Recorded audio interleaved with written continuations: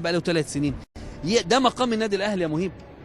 طب ليه يا كابتن؟ ده مقام اللي كنا بنشوفه منهم نضرب تعظيم سلام، كان سياده الفريق ولا الكابتن صالح ولا كمال بيحافظ ولا امين شعير. بس الكابتن حسن حمدي انجز في النادي الاهلي، خلينا واضحين. انا اكبر امناء. ما انا هقول لك اهو، اكبر مجلس اداره انجز هو المجلس هو المجلس ده، واكبر مجلس اداره اهدر هو المجلس ده.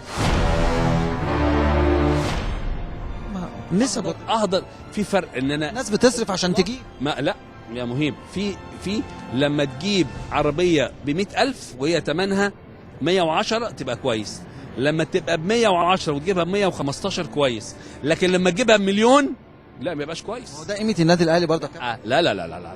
بص يا مهيب، بص هقول لك حاجه، خلينا نسيبك من الظروف اللي اليومين دول. انا ما بكيفش على الظروف دي. انا وبعدين اكتر وقت هاجمت فيهم او انتقدت، مش عايز اقول هاجمت لان هاجمت دي انا ما بحبهاش، اكتر وقت انتقدت فيه النادي الاهلي وهو بيكسب ومكسر الدنيا.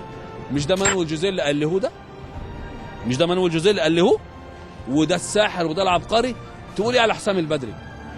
تقول ايه على محمد يوسف اللي بياخد 100,000 وده بياخد 83,000 يورو؟ تقول ايه؟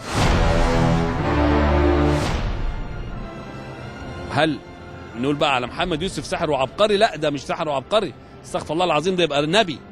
ان يكسب بطولة افريقيا ويلعب كاس عالم، لا عنده فرقة ولا جاب لعيبه ب 50 مليون جنيه ولا ب 40 مليون جنيه، ولا عندك دوري، ولا عندك لعيبتك كلها كبرت في السن، عندك كام شاب صغير بتعتمد عليهم.